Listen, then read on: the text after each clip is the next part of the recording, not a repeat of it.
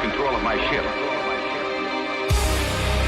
It was like being pulled toward your planet by an enormous gravitational force.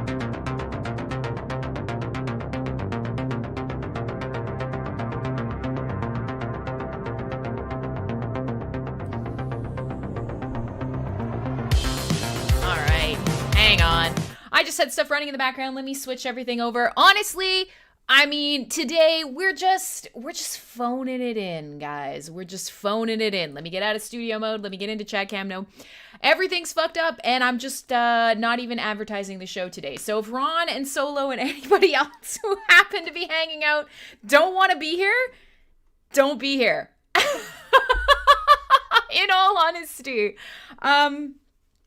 Yeah, I'm getting ready to go for vacation. I'm just doing the show fully because I'm expected to do the show today. Making Stuff had stuff to do. I have stuff to do. The dog is in here with me. My headphones are completely fucked. I'm getting ready to go on vacation. Today's stream is completely pointless. I had so many things I wanted to talk to you guys about that I didn't do any research on at all. And I realized, who cares? America doesn't care. Nobody hanging out in the Discord cares. Nobody wants to be here. And I feel like today is a wasted stream. Like, let's just be completely honest. Let's be completely honest with ourselves, right? So yeah, I had some stuff planned and then I realized what was the point. I pissed off a bunch of people on Twitter and, yeah, inertia, I know. And last week, it's funny because last week's show was actually going to be such a good one and I was so excited and, you know, whatever. And then I realized whatever. Fuck it. Whatever. And my camera's in a new space, which is really weird. Is this a recording? No, it's not. I'm sad to say. Okay, let's put it this way. These headphones have died. I can barely hear myself. They're being held together with an elastic band. My camera's in a new spot, which really sucks. I didn't put a face on this morning. I'm still wearing my jogging outfit. Deep voice fake crim. I don't know what that means. And like this camera, I hate it. So let me explain to you what's going on while you're looking up my nose if you're using the live stream cam. So the problem is I have this big, beautiful new monitor, which I'm super stoked about. It's great. Oh God, I don't even know where to put it. I don't know where to look at it, which is awesome. But the problem, you still can't tell if this is a recording. Yeah, me neither. I honestly am not sure. So the problem with this, sorry, as you're looking up my nose, is I have this fuck off big monitor now. So let's just see, look at, woo! I have this beautiful big monitor. It's hooked up, and in my desire for a perfect clean desktop, it's hooked up on my wall. And so what that means is because it is... Because it's curved and because I use my phone as my webcam, God, this is terrible. Anybody that has issues with movement or epilepsy is going to have a really bad time. Because I use my phone as my camera right now because I don't want to pay $300 for an expensive ass webcam or use a shitty one. Having to mount it, the way that I used to mount it was just on my monitor. But as you can see, mounting it on my curved monitor doesn't work. So every day I'm testing a new contraption to try and get this to work. And it's a shit show. It's a shit show. I kind of just want to take a hiatus from this show altogether. I'm not going to lie, guys. That's where I'm at today. I'm guessing America's feeling that way. And now I've fucked up the tripod. So let's just see if we can get it to rest back on this giant curved monitor again. And if I can I have it pointed at my face? These are the questions that we need to address here today. So sorry, this is basically where I'm at. And I'm guessing everybody else is feeling kind of like this as well. What happened to America? I don't know. Aren't you guys in a big fight and there's a bunch of votes and shit? I don't know. I'm not really following. So anyways, there, you're back up there now. But it's also problematic because it's just weird. Like the camera being up there is really awkward. It's not pointed at me. I don't know. I'm just I don't know. I'm disillusioned with this whole thing. I'm disillusioned with streaming. I'm disillusioned with Cyberbuzz. But that being said, there's lots of cool stuff happening around the Hive ecosystem. There's lots of cool things that we could talk about. Is there a show on? No. No. So anyways, we're doing our best. I'm ready for a vacation. The second this show is over, I am going to go fuck off into the woods. That's on my to-do list today. I am going off to Whistler. Qua, don't tell her it's a recording. That's fucking shitty. Don't be like that. But yeah, so long story short is I'm just, I don't know. I don't know. You guys came here expecting good entertainment and whatever else. And honestly, can I tell you, I've just kind of given up for the day. So if you want to leave, please do. That's where I'm at mentally. So with all that being said, we could talk about a bunch of stuff. I see FV Slow is here. He's done some great work with rap tokens. I'm not angry. I'm tired. I'm tired, man. I'm so tired. That's all I got for you. I'm tired. I'm a little sick of Hive. I'm a little sick of social media. I don't know what to tell you. I'm sick of this whole setup. Yeah, it's been a bad day. And it's only like 11 a.m. My God, take a nap. Yeah, well, the problem is what happened to Hive? Nothing happened to Hive. That's the problem, probably.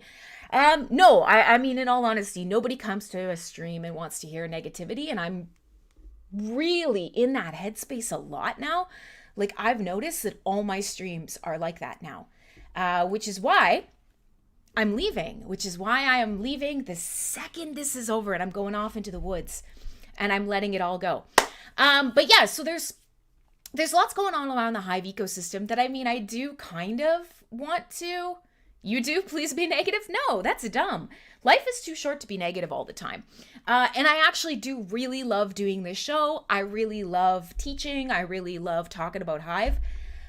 Mentally, I'm just not here today. I'm not going to lie. So the problem is many of you guys do show up to support me every week. So we're going to try and have it anyways. We're going to try and do it anyways, because there is actually a lot to talk about. Yeah, Hive Fest. I'm really excited for Roland putting together the VR Hive Fest. I'm going to work with him to build some stuff into Hive Fest to celebrate some of the NFT showroom stuff going on. So there's lots of things to talk about. It's not that there's not things to talk about. It's that I'm being a bitch today and I don't want to do this live stream. So yeah, now, if you haven't heard about this, we are actually going to be doing it in, let me just see if I can pull this up here. I mean, we could take a look at the time change threw you off. Yeah, you know what? And I'm okay. And I'm not even tweeting about the show today. I literally don't want people to come. I'm angry at where my camera is. I'm angry at the technology. I'd rather be snuggling with my dog. I want to be off in the woods. It feels like you might get banned from Cyberbuzz. No. Today's a rage quit show. And like I said, last week I planned all this cool stuff. I really wanted to talk about it. We ended up having a really good chat. But people are, the world is in a strange place. People are caught up in their own stuff. And negativity is pretty easy to fall into right now. So I'm just there too. I'm just also in a negative place. And I really fucking hate where this camera is. Oh my God. I feel like I'm like looking up at you guys on the ceiling. So in any case, since this is not what anybody wants to come and hang out and see, we will talk about some of the cool high stuff going on, because my negativity shouldn't bring that down. And we do have a lot of interesting things that's going on around the ecosystem. And I do want, why are the YouTube comments disabled? They're not. I didn't get to fix oh God.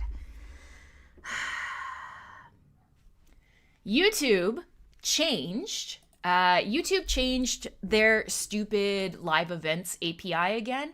And it's really, really frustrating to set up the chat. It's really difficult. And especially previously, how do I put this together in a way that you guys will understand or even be interested in? Long story short is I use a mishmash of streaming stuff to set up my stream. So I use one set of chat software. I use OBS because it's free and open source. I use Restream Chat because it's free. I use Caster because they support Vim TV. So I'm connecting between a whole bunch of different programs, and YouTube just decided, fuck everything. We're changing everything about the way that we handle live events. YouTube used to just have a streaming studio, and now they've got it as YouTube live events.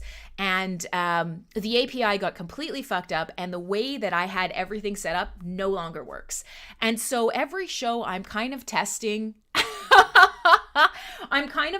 the API, and it seems the way that YouTube has started handling this stuff is that they create a new URL for every streaming event, which is problematic because the way that Caster works is you always stream to the same. You don't care. It doesn't matter. The reality is it's fucked, and I didn't have time to fix it before the show. I probably could have started, but that would have meant being here on time, which I wasn't. I was hanging out with my dog. So yeah, this is basically the thing that Fox has put in chat. The fuck everything is about how I am feeling at current, for sure, no doubt. That's it. Just fuck everything. Everything's fucked, and I haven't had a chance to fix it. I'm tethered. I'm uncomfortable. The camera's in the wrong place. I'm a bitch. Nobody in the world cares because apparently you guys are still struggling with presidential stuff, and here we are. So, with all that being said, yeah, let's come around. Let's make an actual good show out of this. One, I do kind of want to talk a little bit about Hive Fest because I am excited for it. And two, there is a lot of stuff that I think we could probably capitalize on. And, Roland, the more that I've been talking to him about Hive Fest, he wasn't going to do the VR or the online, he wasn't going to do the VR or the online option. That wasn't really on his radar. But then he got a chance to start experimenting with some of the VR gathering spaces, which, we've talked about doing on this show here. And once he got a feel for what types of events and what types of things you could do in VR, he realized, yeah, okay, you know what? Not everybody needs a headset, but the people that have one will get a really cool experience. And this is better than letting our 5th year go by and not celebrating the creation of Hive. So we can absolutely talk about that, or we can just have a ragey bitch fest today. We can do that. That's okay. I'll show you where I'm going. Anybody who is here to learn anything about Hive can leave because you won't learn anything. Hi, Ben. I'm so sorry. The first show that you've come back to in a while is not for you. I'm sorry that everybody showing up right now is basically like, oh, wow, now we can't leave because Crim's in a bad mood, and she'll think you're going to have to pity stay. So yeah, we can absolutely do all of this. I'm really excited because I think obviously art and VR is going to be one of those things that really matches really well. So I'm going to be working with Roland on that. And he's actually working on a ton of cool, I can absolutely stream Hive Fest on my channel. It's going to be all day Friday. And I will have things fixed by then. So yeah, we can absolutely stream it. No problem. I'll stream it on my channel if you like. But the thing about Alt Space is there are a lot of different options for VR sort of gatherings. Alt Space is really cool because a lot of what you can do in Alt Space is programmable. So basically, Roland's going to be working for the next little bit to create some really cool interactive stuff to do at Hive Fest. This won't just be, talks and gatherings. He's actually working on a full programmable, interactive sort of atmosphere. Now, if you've never been to a Hive Fest before, this is a topic, we could call it, the past ones obviously were Steam Fests, but this is a topic that people in our ecosystem love to bitch about. They hate the idea and love, also, they love the community, but they hate the idea of Hive Fest or Steam Fest that they can't go to. Everybody hates that you have to travel. Everybody hates that it's not in the US. And there's just, it's something that people love to bitch about, right? And having been to a couple now, I have to say, I am a huge, huge fan. I love what Roland does. I love the work that he puts in, and I totally understand the choices he makes. So I know he gets some flack. And if you guys want to talk about that, there's tons of stuff that can be improved, but I do also, I also kind of get it. Yeah, that's Gandalf, Fox. That's exactly what Gandalf was doing. AFK conferences are so 2019. It's true, isn't it, Inertia? But I will say they're really fascinating. And I think everybody who's never been to a Hive Fest, fuck, I hate being tethered. This is the worst. I'm never tethered in VR. I'm never tethered with my headphones. If you're watching the video, I'm just struggling. Today is a struggle. Everything about today is lame. You know what? My brain is just already off in the mountains, and everything is going to make me angry today. So that's what's going to happen. Today's show is just about being angry.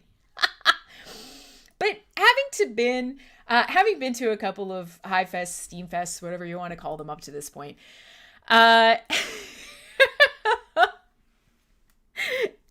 are fabulous. And there is a really incredible diversity of people that go to them. And I can't see the video. Don't even mention it. No, here's the deal. You can see the video. There are a number of places you could see the video. You don't have to use YouTube. Twitch, VimTV, Theta, MSPwaves.com. You can absolutely see the video. Do I recommend it? No, I don't. But listen, this is a live interactive social broadcasting network. And if you want video, you're going to get video. You guys forced me into video, so you're going to fucking deal with it. But so here's the deal. I'm excited for more people to kind of see and experience the spirit of a Hive Fest. Because I think there's this sort of idea that it is elitist and only the most rich people go, and that everyone who's there just sits around, clinking their champagne glasses and talking about how much they love ruling over the plebs on Hive. And the answer is that's really not the case. Yes, I know, the site doesn't have chat. Well, that's my fault, nobody else's fault. Don't complain. You're chatting now. And everybody else can chat. Twitch people can chat. Vim people can chat. Theta people can chat. OpenHive.network people can chat. So just listen. Today, fuck you. You get what you get. Next week, better. I promise. They always use remote places. Yeah, Eileen, and that is tricky. But at the same time, the way that Roland kind of does this, and this isn't a Roland defense, because I think there are probably some places that for North America could be easier to get to. But hey, Stace, I didn't notice that you jumped in. There's a couple reasons for this. And one is cost efficacy. So Poland and Thailand being the last two, your dollar goes so far. You are rich there. And that really matters when you're trying to put together an incredible experience. One of the things that I think people lose track of is the Steam Fest, the Hive Fest, whatever. They're not your traditional conference. They're whole adventures. So a lot of what people don't realize is that there's a ton of experiences that Roland puts together. There are crazy ass dinners. There are events. Everything is paid for. Transportation is paid for. And so one of the things that I can only imagine is a struggle is not going bankrupt just providing some of this stuff. And maybe it's because we're in a complainy mood today. But if I went somewhere and all my booze wasn't paid for, I'd riot. Ooh, I guess I can't say that. Am I canceled now? But I mean, in all honesty, if I paid for a ticket to an event and my booze wasn't covered and I was expected to get myself from place to place, and if we were gonna throw a big party but we had to just do it out in a random community center, absolutely not. So I mean, I get these choices. But another thing that we kind of forget, and obviously it's changed over the last couple of years, is that a lot of the original base was in Europe or in Asia. And so when you look at, hey, where can we find sort of a middle place that everyone can travel to, that we can stretch our dollar really far, that we can encourage people to see new things that they can blog about, that we can bring everyone together on kind of neutral ground. I'm assuming that that's kind of why Hive Fest is where it is. And I will say, as much as you probably have places in the US that would be functional for this, less so now. Because visa requirements, getting in and out of the country, the US dollar is incredibly strong. Well, incredibly strong compared to a lot of other currencies. It's not that you're hated. But I think people in the US just believe that all of Hive hates them and that there's no Hive Fest there, therefore there shouldn't be a Hive Fest. What I'd like to see, holy cow, each day you're lowering the volume of your stream. Okay, I'm in the red, so if anybody else is having volume problems, let me know. But otherwise, just turn the bot up, and that's probably fine. I'm literally clipping in the red on my levels. They're exactly the same as they are every day. So I don't know. I'm a loud person.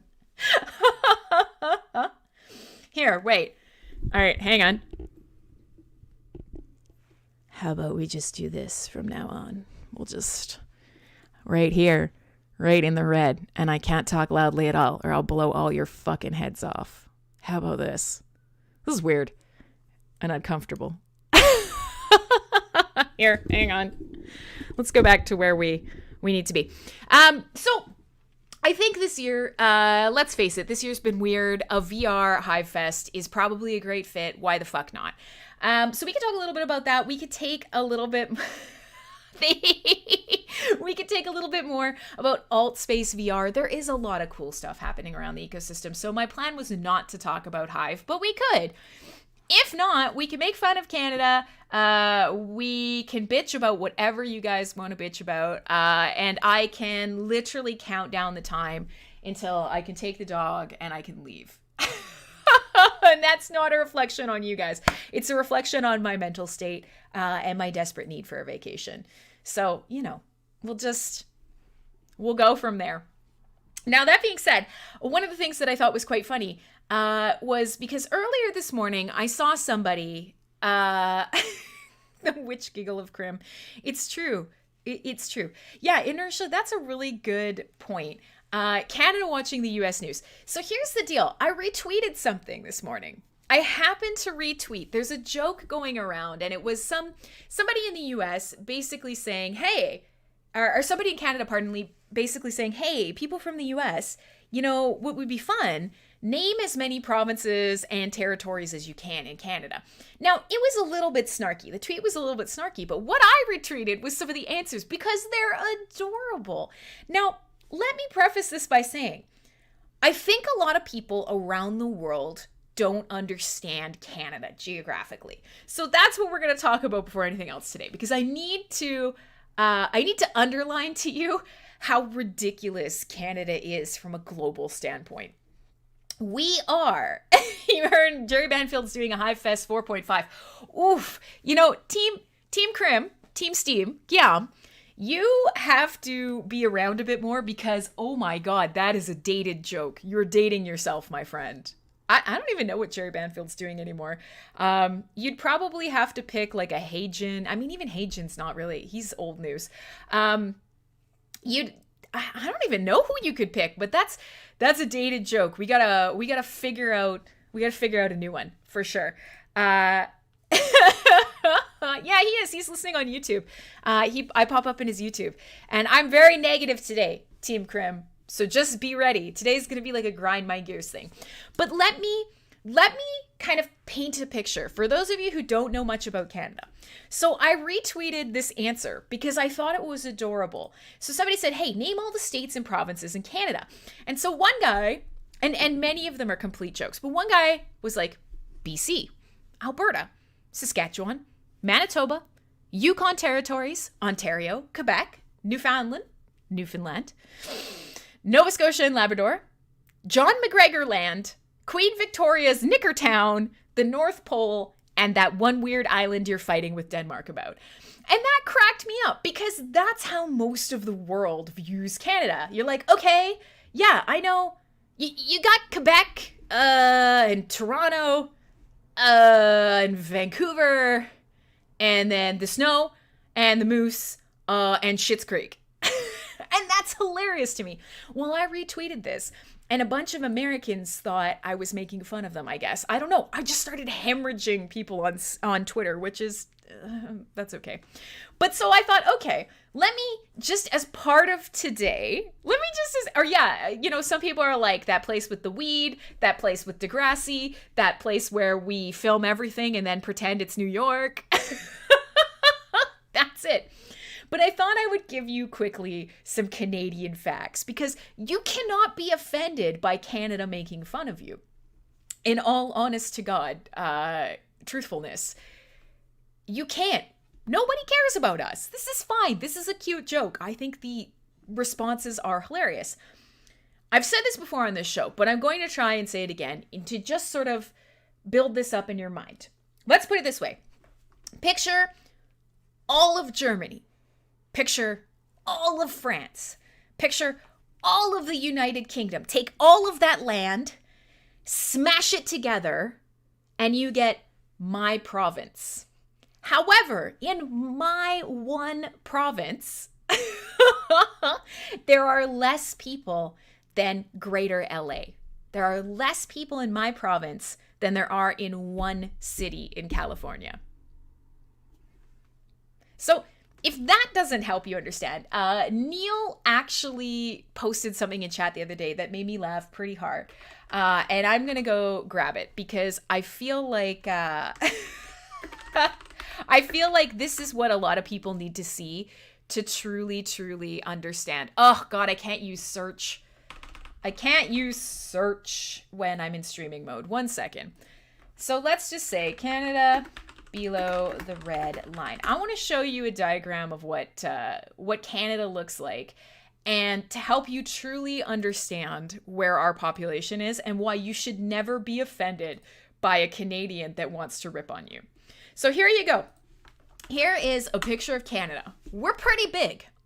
Now, if you zoom on this, if you're in the Discord chat and you zoom in, you will see there's a red line. There's a red line. Literally half our country lives in under that red line. My country is mountains, it's trees, and it's ice. And starting from the top down, ice, mountains, trees. That's it. All of the people live across the border with the US. There's very few places that people live in Canada. So when people tell you, how dare you, you fucking Canadians, don't get offended. There's like 4 people in that entire country right there. Just FYI, there's like 4 of us. Yeah, we're huge. I really think it's adorable when people say, ooh, everything's bigger in Texas. Yeah, about that. About that. So, all jokes aside, I thought I might bring that up because a lot of people don't understand the scope of Canada. It's fucking huge. It's fucking empty. Most of it is mountains. So don't be offended, okay? It's not worth it. It's not worth it. Don't take it seriously. Don't take us seriously. I mean, we can't take ourselves seriously either. So yeah, with all that being said, if you if you want to get a feel for it, everybody lives essentially right along the border. Don't be offended. So let's come back around. I will be going, the Crown Lands, it's a beautiful place. One of the most magical things about Canada is if I took my camera down again, I could show you just over there. I can see the mountains. If I drive for 15 minutes and then start walking, you'll never see me again. I will be lost in the woods. And it makes everybody goes, oh, like, ooh, you almost... All right, don't forget it, gotta go. Yeah, I had Team Steam, I lost Team Steam, or Guillaume, or Team Crim, whatever he wants to be. Had him, lost him. Yeah, today's not a useful crypto show. Listen, everybody's gonna stay because they feel guilty, and it's a bitch show. It's a bitch show. We'll get back to your regular scheduled programming next week. We'll play some music, we'll yell a whole bunch, we'll talk about hiking, maybe food, maybe US some more, possibly Hive Fest, possibly VR. I don't know. I just don't care today. I just don't care today. And as long as you can accept that, then I promise next week we'll get back to good streams. I promise. I'll fix all my problems. It'll all be better. But yeah, so my goal is I'm going to take the dog who is here, who is all everybody cares about. And we're going to go off to Whistler. We're going to a wilderness lodge. We're going to hang out. Yeah, everybody's customizing their Altspace VR avatar. We'll come back and we'll talk about that a little bit. So there are some reasons that Altspace was chosen over, say, like Somnium Space or some other ones. But there's going to be a lot that you can do. And you don't need a VR headset. Everybody's really concerned about the fact that it's going to be in VR. No, you will be able to interact with with all of the pavilions and everything that Roland's putting together, whether or not you are using a VR headset. Now, a VR headset is pretty fucking immersive. One of the things that we talked about earlier, here's Lax going, what? Yeah, I live there. Can you use a VR headset? Yeah, you can. And one of the things that a lot of people don't realize is even some Android phones you can use with like little cardboard or little like headbands that you put on. Like there's a lot of options. You don't have to go with a full headset. Now, the one that I have is actually quite a bit older school. Like this one here is a Quest 1. The Quest 2 has just come out, and a lot of people are getting that. So if you're thinking about maybe looking into a headset, the Quest 2 is quite a bit smaller, quite a bit lighter, and a lot cheaper. So if you're actually legitimately giving this some thought, if you want to get one before the event, the Quest 2 is a great option. Now on this show, we've talked at length about sort of the potential for Oculus to turn into a Ready Player One sort of thing, in that Facebook is connected. Can you buy a Quest 2 with Hive? Oh boy, here's Marky. So caveat for everybody who's joining us, because I don't know why Frederick is joining us, but that's cool. Hey, Fred, that's cool. Everybody's coming today on a day when I don't give a fick. Not even a tiny bit. Like, nothing. I don't give a fuck. Today's a terrible show. I'm not teaching you anything. I'm barely talking about Hive. I'm angry and I don't want to be here. So I recognize that in itself is entertaining in some ways. You promoted who? What? Why? Marky, why did you do that today? I didn't even want to show up today. Why not on one of my good shows where I research things, I have guests, I have great music, we have really in-depth talks, we learn a ton about the tech. Today, I want to fucking flip my desk and just leave. Come on, this is the day you promote me? So, look, okay, that's fine. Let's come back to the VR stuff. You said Crimson. Well, Crim let you down, Mark. Crim today is dreaming of running off to the mountains. But so in any case, the Facebook stuff, there is it's already entertaining. My God, let me get my alcohol. It's not entertaining. I didn't put on my face. I didn't change my clothes. I'm sweaty from a run. My camera's in the wrong place. So that's fine. We'll talk about Hive Fest VR. Whatever. It's cool. So here's the thing. Marky's right. There is a hack already to lose some of the Facebook connectivity. Now, one of the things that I think is going to be really interesting is we're going to see, I'm guessing, a lot of Quest 1 headsets are going to be a lot cheaper very soon. So that might be a great option for you. And one of the best things that I've discovered in my journey through VR and testing out different games and whatnot is that there is an option for Quest. It's called SideQuest, and it's exactly the same thing for the original headset. And it's essentially a side loader program. You crack the OS that's on here and you start loading programs directly to this. And it basically means that you can expand your library beyond the Oculus library. And that you lose some of the problematic features that existed in the original Quest with Facebook connectivity. Now, the Quest 2 hasn't been out very long. There is a crack already that's starting to kind of proliferate that helps you get around the Facebook connectivity issues, but there isn't really a full side quest support yet for Quest 2. Now, let's just see. Let me come back to the chat. What app has the best emulator for VR? I'm not sure what you mean. Like, you just want to use it in your browser? Because there are a lot of browser-based VR spaces that you can use without a headset. And there are a lot of portals that you can just run and interact with on your mouse. But truth be told, I have a headset, so I couldn't give you the greatest advice on that, in all honesty. But so, would you recommend the Quest 1 or 2? Well, that's a good question. I guess it's a lot like blockchain. Let's put it this way. You guys all know that you are interested in blockchain tech for a couple different reasons. And for a lot of you, it is privacy. It is, you just want to show up nude at Hive Fest. It's true. If you're wearing this, then it doesn't matter. You won't remember that all of this is hanging out. But so Quest 1 or Quest 2 is kind of like, do you guys ever talk with other people when you're onboarding? Do you talk with other people about why do you need blockchain? Why do you need privacy solutions? Why do you need distributed ledgers? Why do you need Hive? What are the benefits to that? And so I think the difference right now between Quest 1 and 2 is going to come down to questions like that. Is your experience more important than the information you trade off? And that's probably the biggest one, especially for people like us who are heavily involved in blockchain. Do you want higher resolution? Do you want a lighter, faster 4K experience, but always connected to Facebook? Do you want to have to use a Facebook account to log into everything and to tie your purchases to?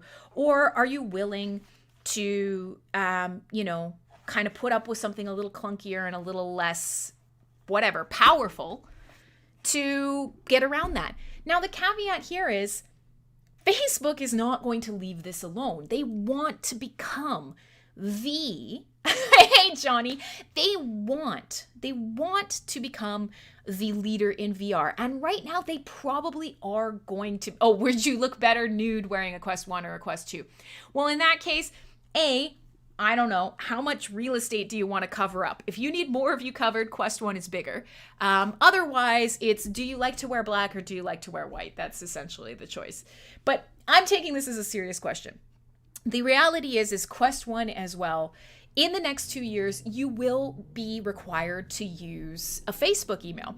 Now, there's a lot of hubbub around this. There's a lot of pushback in the VR community, and there are some other headsets coming out. Valve is making one coming up soon. A lot of the big game companies are going to be releasing their own headsets. The problem is that Oculus, the company that makes this one, wasn't always bought up by Facebook, and they are, by and large, the best headsets out there. Not just in terms of tech, but they are wireless. Like a Quest is standalone. You can get a Rift, you can get a PSVR. There are a number, you can get a Vive, however you want to say it. There are a number of headsets out there.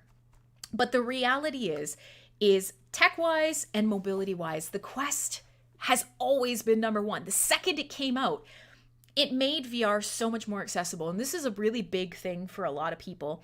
And for VR adoption in general. Do you guys remember like old 80s movie where they would put on this thing and it'd be like 8 times the size and there'd be like 67 cables coming out of the back and you'd be wearing like the Nintendo Power Glove gauntlets with more cables and a whole like...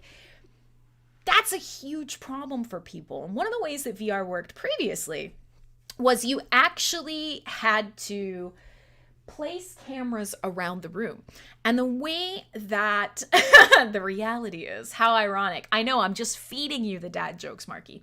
But picture this, and one of the problems that we've had up to this point with VR is that figuring out where you are in 3D space is tricky. So in a video game, picture like when you play on your PC or when you play on a console, picture how a video game works. How do you know where you are in a world, while you're playing? Well, when you're moving around in a video game, you're basically moving around in a map, and the game knows whichever way you're facing, I'm going to grab that chunk of the map and I'm going to put it up on the screen. Now, that's pretty easy when you've only got one source of input. You know exactly which way somebody's facing. It all comes down to your controls. But VR has some more challenges with this. And so start thinking about some of these. Yeah, pretty much, Solo. Pretty much. You have to start having some more challenges. Your eyes can be looking one way. Your head can be turning one way. You can be, ambulating in another direction. You could be doing all of the things that you do in space. And in a lot of cases, where your limbs are matter.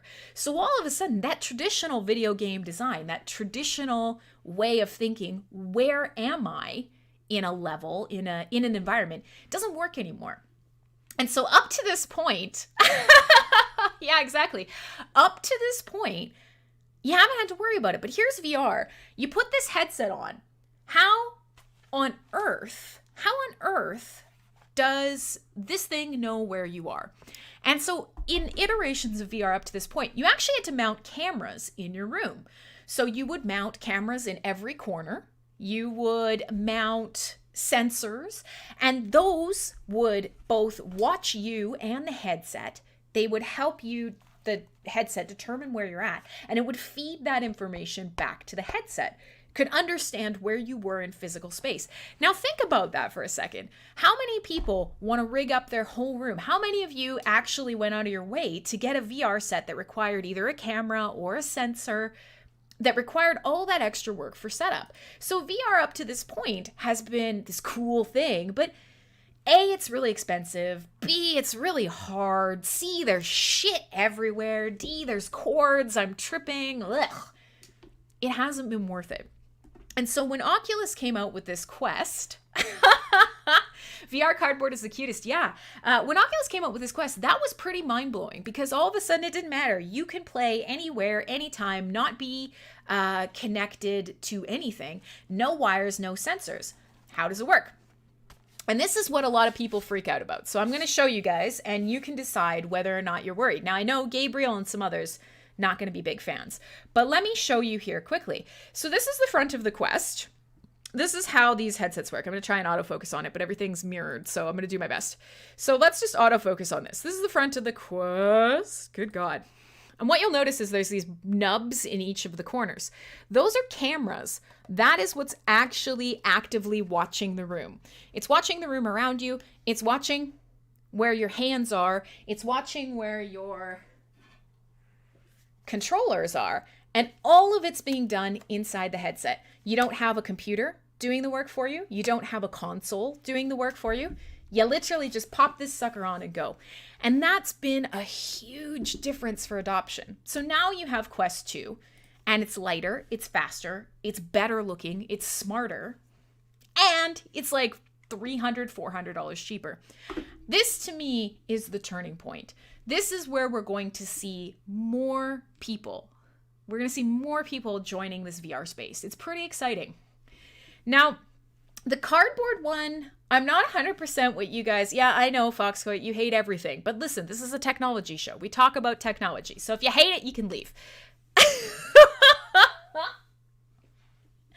Now, the phone, that's the first experience that I had with VR, is I have an Android phone, and they actually have an app called Cardboard. Now, the problem is I haven't actually prepped for this, but this would be something fascinating to talk with you guys about as well. If you allow that I make your custom...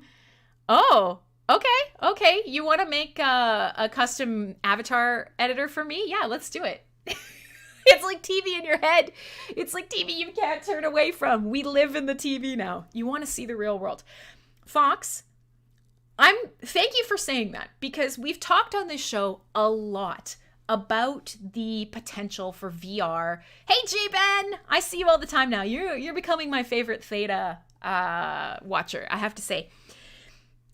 We talk about this all the time. We talk about some of the problems inherent in disruptive technology. And this can be found about anything that has surveillance or, let's just refer to it as surveillance. Any type of tracking technology, like Facebook, which I know Fox hates, like your television. But I mean, think about this, like your internet connection, like your internet provider. You think they're not paying attention to what you're doing? You know, like your browser, depending on what browser you're using. It's the same as, do you use a debit card from your bank? They know everything you're doing too. So at some point, there's a trade-off between the technology that you're adopting and what you can accomplish with it and what you're giving up to use it. That is literally the crux of human evolution, is this thing that we've created. Is it good? Is it bad? How will I use it? And what am I going to gain from it? So when you say, I want to watch the real world, I agree. I am a huge, passionate explorer of the world. But I think of VR very differently than only negative. And so I'm going to kind of get a little passionate here for you guys. And okay, I know, Fox, you're great, but I guess my point is as a species, this is a really important topic for us to consider and for every person to consider. So let me tell you why VR matters to me. And let me sort of try and paint a picture for you, because when I first kind of got into the VR space, I have an Android phone. And I actually have, I think it's in the couch here, I could lift it up. I have a headset that looks very similar to this. I bought it with the phone. It wasn't too expensive. It came with it. Has a little thing in the front that flips down. You pop your phone in and it flips back up. Now, that to me, I was like, okay, cool, whatever. I can play some games with it.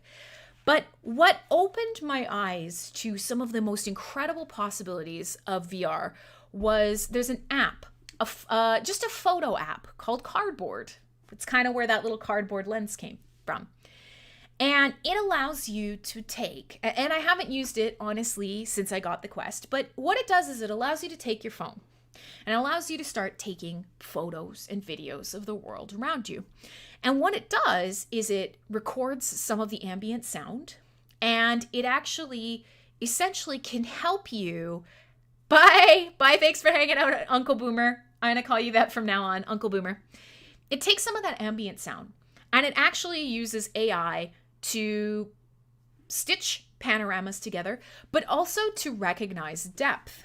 And so one of the very first things that I experienced when using VR was taking this little circle, this little panorama photo in cardboard. And what it did was it separated out the mountains from the closer trees, from the river, and the sound of the wind and some birds. And you put this headset on, and it's like you're there. It's not perfect, but that was the first moment where I realized maybe I'm very lucky in that I can travel. Maybe I'm very lucky in all of the things that I've seen. Maybe I forget sometimes that I am able to walk. Maybe I forget sometimes that I have pretty good vision, that I am healthy, that I have whatever these privileges that I have in my life are. There are some incredible experiences that I've had. And one of the things that I think is so important when it comes to VR is being able to share those experiences with other people. And so I can pinpoint 100% the second where I thought, oh my God, yes, I get this, I understand. And it wasn't games, even though I fucking love video games and I grew up on them. And it wasn't, connecting with other people and sitting in a little room with another avatar talking. It was the first second where I realized that the next time that I climb a mountain, that maybe, for example, in Ireland, I climbed Skellig Michael, which is this incredible, beautiful island that wasn't very famous until Star Wars used it. And only about 16,000 people a year at max, if they're lucky, get to go there. And I begged and borrowed and stole and camped out and got on a boat and got to climb this fucking thing. And I got to the top of it and I realized that, over the course of X amount of years or, over the course of even that year alone, that there were probably less than 10,000 people that would stand in the spot that I did. And out of that, some of the people that came to this island couldn't make it up the staircase. It was too steep, too dangerous, too scary, whatever. And I realized there are places on this earth that are so incredible that so many of us will never experience. And the power of VR to me is to take you somewhere you've never been. Not even a fantasy land, not even a game, not even my imagination, but a place that exists that for whatever reason, you'll never get to see. Maybe just some trees in my backyard, old growth cedar forest on the west coast in the rainforest. That maybe won't exist much longer. Be there, hear it, look around it in your own time, stand in the same space as me. Even maybe you're fucking quadriplegic and you can't move your arms and legs. It doesn't matter. You can be there. You can experience that. And there's something about that that is so incredibly human. And there's something about that that is so mind-blowing. And that to me is sort of the crux of this technology. So yeah, it's the panopticon. Oh my God, it's watching you. TVs are bad and your brain is stupid. Sheep. Whatever. But at the same time, you have the power to discover and find and design and share beauty and experience and these things that only we as humans can do, but interpreted through technology. This is why it matters to me. So you're allowed to be skeptical. You're allowed to be concerned about the influence of technology, but you're going to miss out on an incredible part of the world, the human experience, human evolution, if you essentially say, technology is bad and I don't want it in my life. That's my take on it. I could be wrong. There are some very happy Amish people. There are some very incredible and important reasons to disconnect and step back and experience your life. But I do really think VR is something that maybe in small doses you should invite into your life. It is what you make of it. Exactly, Stace. So let me play a quick track let me kind of center myself because I didn't think I'd go into a big rant, but of course I did. I didn't want to be here today, and I'm yelling about stuff. And it's not deep though. I mean, I think that's the essence of being human, isn't it? Why do we invent things? We have like 2 reasons. Yeah, see, I have a laptop. I don't need this black head box. Well, Fox, a laptop is just a TV that you put on your knees. I can't believe I just said that out loud. Listen, I'm not attacking you, Fox. I think there's a lot of value in your pursuit of mindfulness and your pursuit of disconnection. I actually think there's a ton of value in that. I just think sometimes you're full of shit. But I'm glad you're around no matter what. So just think about this. Why do we create technology? It's the human experience. There's 2 reasons. 1, to kill people, to kill other people. And 2, to make the world better. And everything else kind of falls in between these 2 things. That's it. That's the only reason we invent things. Technology at all. It's to kill stuff or to make life better. And where you are on that spectrum is a personal journey, okay? I don't judge you. God. All right, let angry bitchy Crim take a breath. We create that's too. You know what, kitty girl? That's a whole nother. That's not even a cyberbuzz topic. That's more of like an NFT showroom topic. Why do we create? Why are we creative? What is the essence of being human? Do we just make stuff? This is a rabbit hole. Let me play a quick track. Let me center myself. We'll come back and yeah. So Gabriel's saying, well, yeah, we create technology to placate the masses and let them be duped into a virtual prison experience while everybody else enjoys the air outside. Well, okay. See, that's tough. That's swinging way to one end of the spectrum. There's bad people that do bad things everywhere with everything. Okay? All right. So let me quickly play a track. I mean, I guess we could try and do some VR stuff. I don't think I've got this updated. One sec. Yeah, I might have to run an update. But I mean, we could maybe do this. We could maybe play some games together. We could continue bitching. I mean, we have lots of options. Let's just see. I will. Nobody looks cool in VR. We'll play around with this and we'll go from here. I'm going to let this thing boot up. I'm going to see, maybe it can do an update and maybe I can show you guys something like, say, Pistol Whip or I don't know. Nobody cares. Let me play a song. Let's make it through. We're almost halfway through. The Crim flips her desk, screams at everyone, teaches nobody nothing, and has a completely wasted stream day. Right? I've educated you about how big and empty Canada is, and I've been mean to Fox on air like a giant stupid bully. Cool. I'm just checking off the to-do list today. I want to play you guys. What do I want to play with for you guys? Let's do. Let's play a new track by VHS Dreams. Literally just released, Night Drive. I'm gonna put this in your guys' ear. It's a short track. We'll come back. And we'll do whatever. Today is a whatever day, okay? Just don't hate me. This is Cyberbuzz Radio. I'm a fallible human who has become very unlikable in the last few weeks. The reason that I'm going out to the woods is to save you from me. You're trapped in here with me. It's no good. I'm gonna fix it.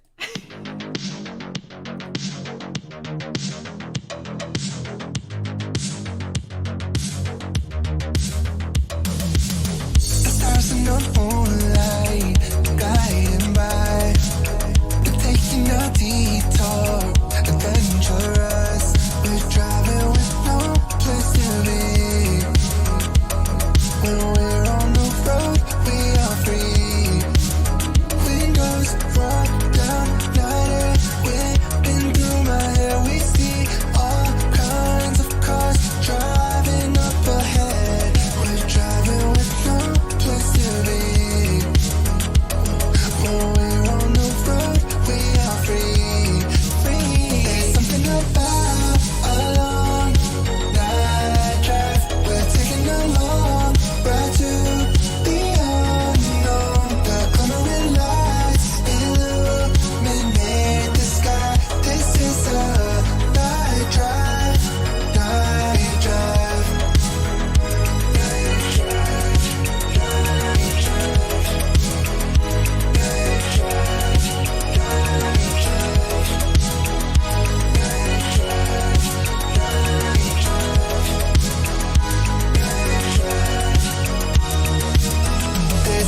about a long night drive. We're taking a long ride to the unknown. The glimmering lights illuminate the sky.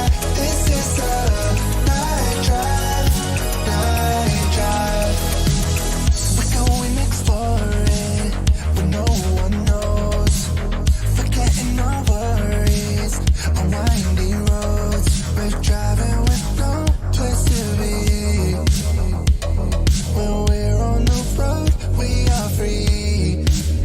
Windows roll down, night air whipping through my hair. We see all kinds of cars driving up ahead. We're driving with no place to be.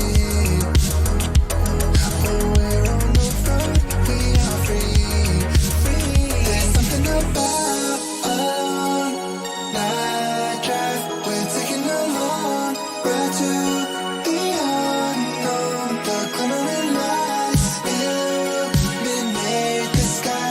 This is a night drive, night drive.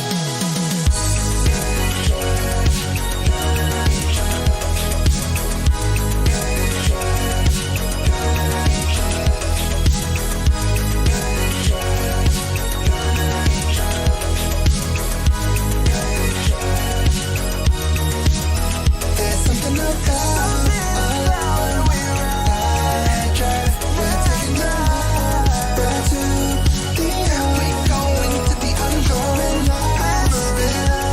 Illuminate the sky. It's a night drive, drive.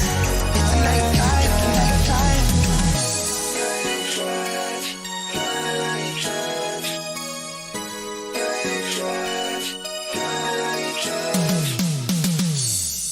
There you go.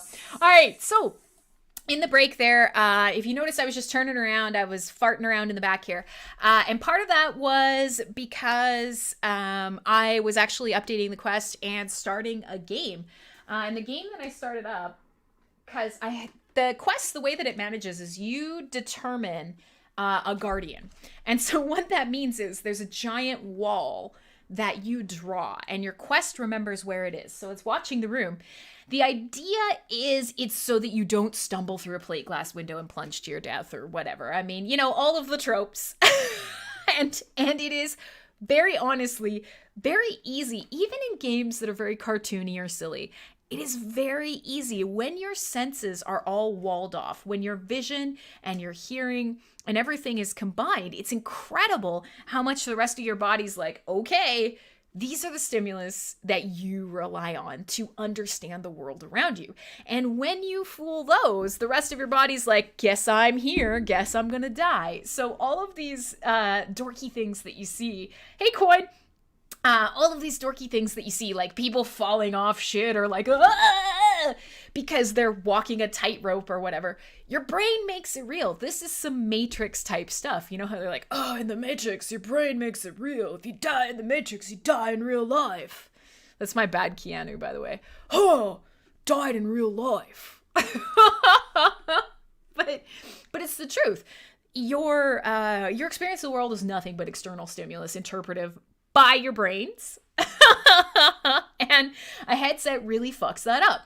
And so one of the things that Quest does is it creates a guardian for you. And so the guardian for my room is already determined. Hey, Revised Sociology!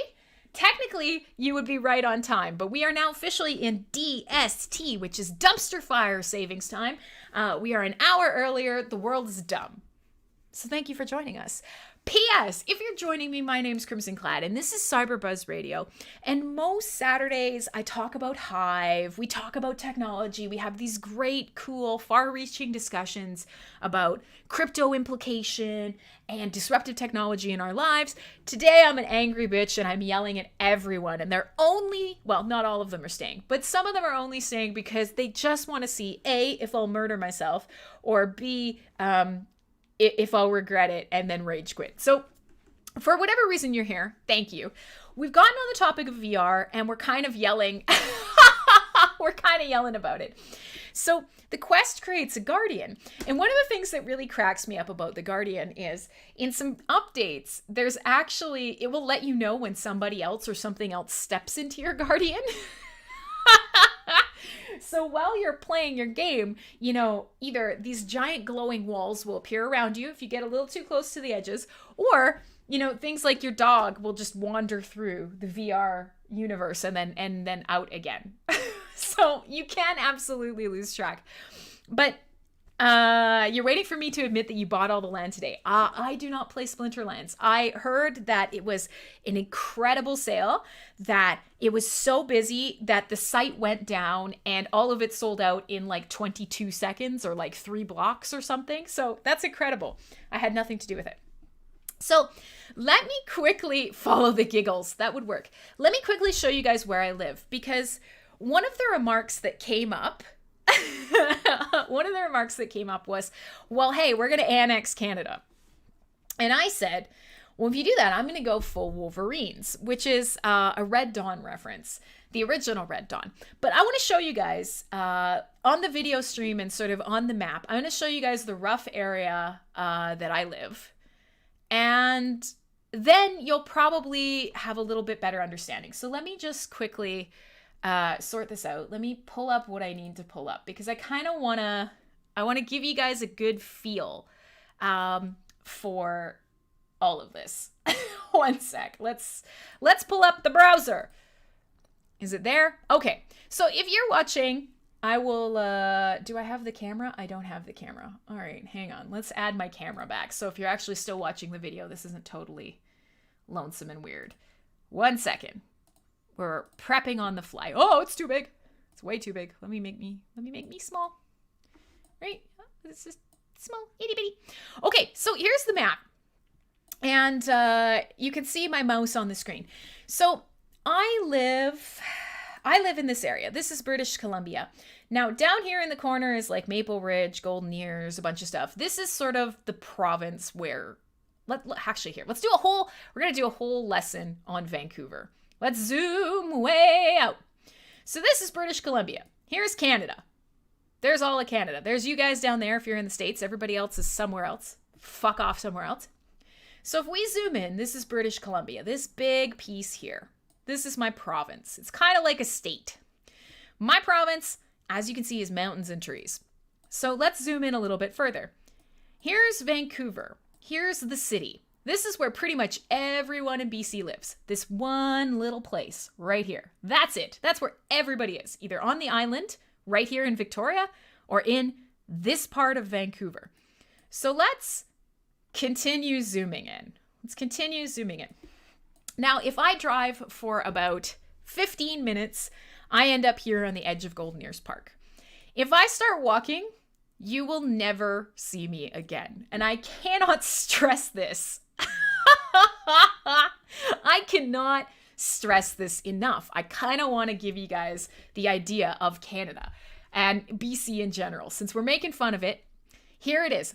Down here in the bottom corner. Oops, sorry, I'm not in the right spot. 1 sec. Down here in the bottom corner. This is it. This is Greater Vancouver. This is where everybody lives. Right here. A couple of people going up this way. But this is the majority right here. Now let's zoom out again and look at the rest of my province.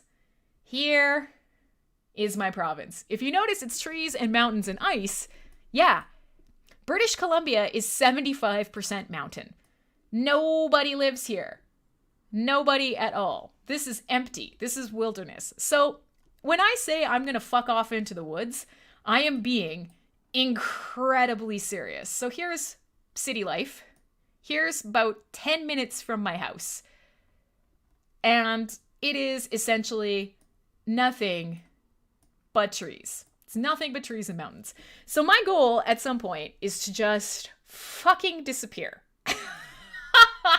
I know. And if you're listening in the Discord, if you're not watching one of the websites, you'll have no idea what I'm talking about.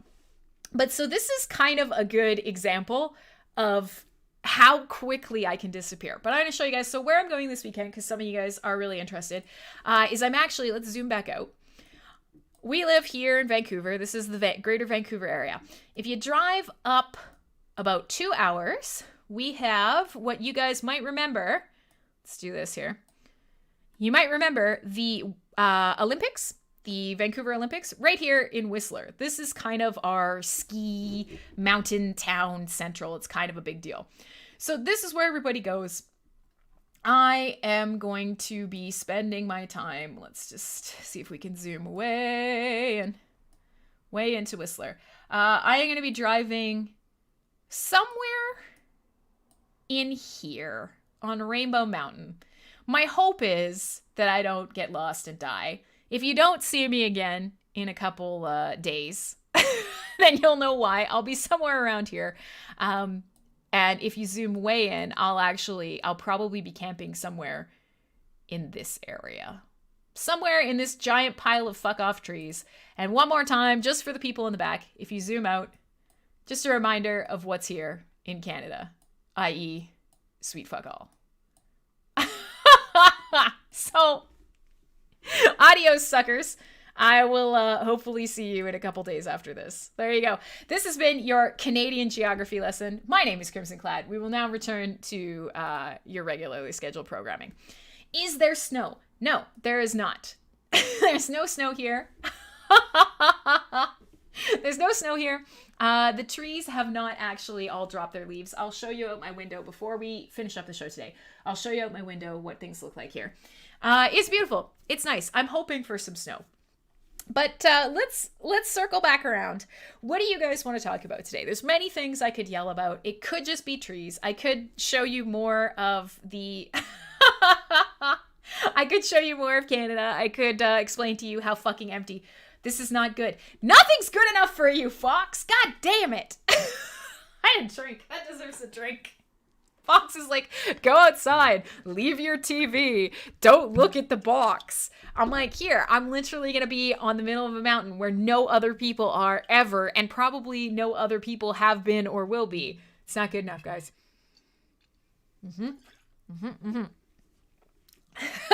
So, let's talk a little bit more about whatever you guys want to talk about. Coin, we're not talking about what you want to talk about today because you've stood me up 2 shows in a row and made my life very difficult. So we're not talking about what you want to talk about today. But this is kind of interesting. You guys just decriminalized all drugs. So I'm pretty sure like heroin and all of the really bad shit, all of the really bad shit you guys decriminalized. And to me, in all honesty, that makes complete sense. We've found that in general, that tends to really slow down a lot. How rude. Are you talking to me or to him? We will be doing a show with Coin. We will be talking a little bit about Ether Chest. But I will say one of the things that on the days that I do have a good and useful show, hi Clay, I put a lot of time and effort into the things that we're going to talk about, into sort of prepping topics for us to discuss, planning things out, picking music. It's really difficult if the middle of that falls out in the show. And I still just I do my best to soldier on and make it up off the top of my head. But it's hard. It can be hard. So now you're in bad person jail for the day. And you don't get to talk about Ether Chest today now. Because slap on the wrist for you. So we can keep talking about VR stuff. We can bitch a little bit more. We can talk about drugs. We can just all yell loud noises. People can randomly come on air and scream. I thought, everybody's always asking about VR stuff. I thought I could show you some games if you want. Because some of the things, out there may not be impressive when you're watching from your screen. But one thing that I can say is that, I can certainly give you some examples of games to play that are A, really immersive in terms of fooling your brain into thinking you're there, and B, also really providing experiences for people who may not have the option to do a lot of this stuff. And that, to me, that's the biggest thing, is experiences that round out and enhance your life, not replace your life. And I know Gabriel talks about that a lot. And I think it's a very valid concern. Ready Player One, I hate to keep coming back to a book or a movie or whatever. But certainly it's one of the more thoughtful, if juvenile, sort of discussions around what happens when VR and the capabilities of VR can go bad. So is there a VR toilet paper game? Probably, where you get in a fist fight in the Walmart parking lot over VR, over VR toilet paper. Probably, I guarantee you, there's somebody who's probably made that. I would say that's fair. That probably does exist. But so is Biden actually president? I don't care enough to look, and I don't want to talk too much about the election stuff. But I know for a lot of you guys, this is pretty fucking important. I don't know. I didn't really want anybody to win. I feel like both Canada and the US have absolutely no valuable people running who would potentially make any important decisions that will be meaningful and impactful for the country to move in a good direction. And I'm including Canada in that. My God, we don't either. The same media that covers for Epstein is calling it. Yeah, but they're never going to stop. J-Ben says no. Okay, sorry. Because Inertia said now that Biden will be president. So I wasn't sure. I kind of took that as gospel. Sorry. Generally, I can read when Inertia is being facetious, but I wasn't 100% sure. I haven't looked, so. All right, not clap, but they claim it, but not so. Good. I don't care. At this point, I'm kind of hoping, like, is there a way we can just drop a cone of silence over you guys for like 4 years and be like, sit and think about what you did and we'll come back in 4 years? No dinner for you? Like, can we do that? Can we just like, just for a little bit, just make you go away? And I imagine living in that reality is probably pretty shitty too. I think there's massive flaws with both sides, but hey, you know what? This isn't a political show. Thank you, Inertia. This isn't a political show. And like I said, a lot of people are like, oh, you're in Canada, you're so high and mighty, and why do you get an opinion? Well, A, because you can roll over on us in our sleep and crush us, but B, we don't like either of your options. And all of our options suck too. Our options are terrible. Nobody listens to Trudeau, Hivequa. So at the start of the show, if you were hanging, Coin, you got to toughen up because I am puke 3 since 2003. You're talking about Biden, right? I'm talking about both your old men. I'm talking about Biden and Trump. They're both ridiculous, and I certainly wouldn't want either of them to run my country. But I have Trudeau, and I don't like him either, so don't worry. I'm not, don't take this as a political recommendation. Generally, anyone who is in politics long enough to become the old man running for president shouldn't be your president. And you know what? Here in Canada, let me at least put it this way. Let me tell you what happened in Canada. Oh, what happened? Did my phone die? Oh, no. Hang on. What is going on here? We might have lost a camera, guys. We did. What is going on? Uno momento. I'm going to fix the camera because it's weirdly paused. I think maybe it got a little bit too hot. It's not used to being... Oh, haha. Okay, so here's a new thing. If you're laughing about the screen... It's because where I have mounted this camera on the back of my monitor, it's always an unfortunate frame to freeze on. I am not a photogenic person. Just get used to the fact that if a photo is taken of me, it's going to be fucking terrible. But let me explain what happened. So this new cool place that I put my camera, that I mounted my camera on, turns out that's where the heat vent from my monitor is. Cool. So I definitely wasn't blowing hot air on a hot camera. Oh, God, you guys. All right, so I'm almost done. I'm almost fixing it. Great shot. No, it's not. Oh, it's bad. It's so bad. But that's fine. So, yeah, it turns out... if you blow hot air on a piece of technology that is already hot, it'll be sad. Guys... I made my camera sad. 1 second, I'm taking it out of its case. I'm going to give it some cool air, and then I'm going to put it directly back where it was, and we'll just roll with it. We'll see what happens, but I'm going to leave a little bit of airflow space. Almost done. Stay on target. So here's the deal. I was just talking about how I think all your old men politicians are terrible, but I want to explain to you what happened in Canada, because I think you guys are about to experience it. So, as the voice of reason from someone who has already told you that Canada doesn't matter and there are only like 10 of us, and that, almost done, and that we can't have any opinion on the US because we are our own problematic little thing, and that you literally have a jillion times more people than we do. Ha! We're fixed. One sec. Let me explain to you what's going to happen, because I feel like you guys are on the same track as Canada. We had a prime minister, and his name was Stephen Harper, and he was a conservative, and he was generally really not very likable. Hang on. We're almost there, guys. We're almost there. I'm immediately putting it back and letting the heat blow on it again. Oh! Do you like this? Do you like the behind the scenes of an incompetent streamer? Do you like seeing this? Is this an exciting thing for you? Real life, according to someone who is terrible at their job and who's given up entirely. Let's just see. Let's get everything hooked back up. Fuck you, just stay put. Oh yeah, the titty shot. Nice. The titty and the desktop shot. I like it. This is good. Fucking stay put. Please? Maybe? Did we do it? Did we get it? Now it's all janky and sideways. Okay, hang on. There. So we're on a lean. I'll fix it in a minute, but at least we're... Oh, the dog has moved. He's given up. Look, the dog got too hot too. He's moved. So here, my camera's back. We fixed it on the fly. Don't worry. You're seeing the life and times of a problem-solving streamer on the road. Let me explain to you OnlyFans. No one would pay for that marquee. Also, there are many beautiful women on OnlyFans. You certainly don't need more. What I have to offer to the world is a caustic wit and a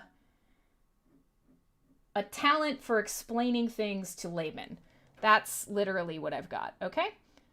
Okay. You know what? We're gonna keep the sideways camera. We're gonna roll with this. Let me explain to you what happened in Canada. We had a prime minister who is essentially a president, I guess, except not as cool as a president, and also generally less important in the scheme of things to the rest of the world.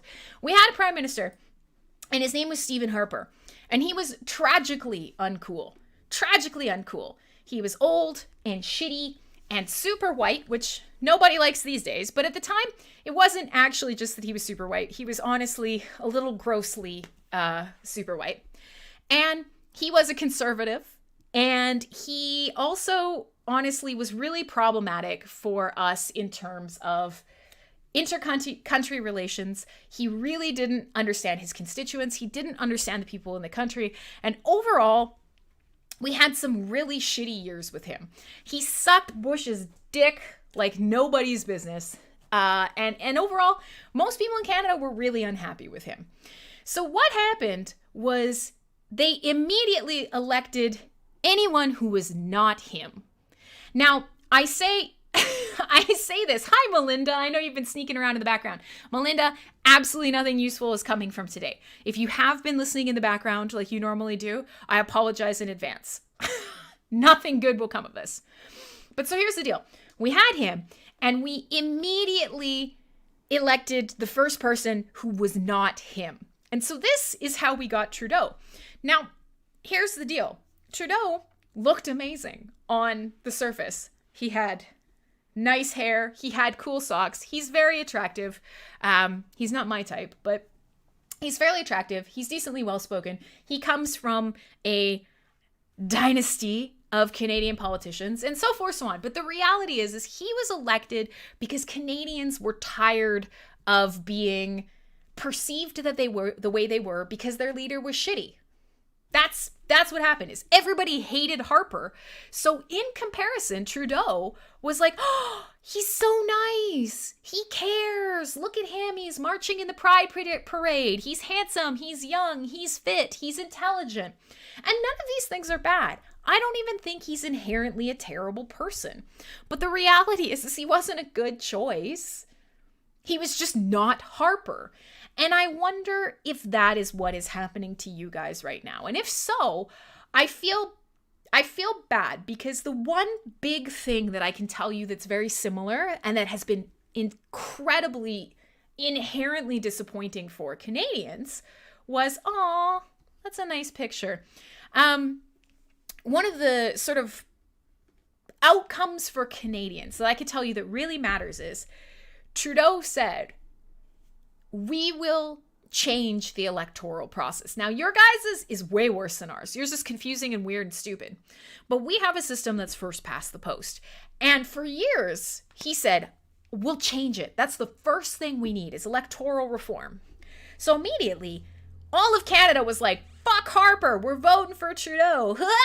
It'll be not Trudeau. And there was this feeling of hope and pride in being a Canadian. And there's still a lot about Trudeau that makes being a Canadian feel better in terms of the way that we're known around the world. We're nicer, we're more polite, we're likable. And that was a really cool feeling to get that back and to go back to being Canadians, to go back to being nice and liked and, whatever. Whatever you believe the identity of Canadians was, that's what we felt that Trudeau would give back to us. So a lot of people, I didn't vote for him, but a lot of people, I didn't vote for Harper either. Harper also fucking terrible. But a lot of people voted for not Harper. And so the next thing that happened was we elected not Harper. And he immediately said, yeah, well, you know what? The electoral thing, it's not that important in the scheme of things. It doesn't matter. And we never got our electoral reform. And I kind of suspect that this is exactly what's happening in the US right now, except A, you have more importance to the world in general. B, you have a lot more people. And C, you're like, Canada is kind of like the test run for all things America. So I feel like this is where you guys are at, is everybody is electing not Trump, which seems fair. That's fair. Honest to God, it is. But it certainly is very harmful when you think about the repercussions for people in America next and for what's going to come down the line next. So I can't cast stones. I can't cast aspersions. I can't cast judgments.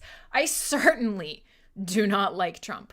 But I also think, holy shit, there's so much scummy shit about Biden. And I understand the idea of the incumbent being horrible and that often the pendulum swings too far the other way.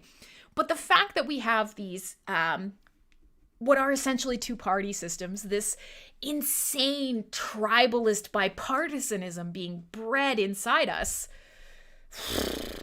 good luck. Really, truly, meaningfully, from the heart, good luck. Because this is going to be a mess. It's going to be a mess. And you guys are going to have some years to sort it out. And you know what?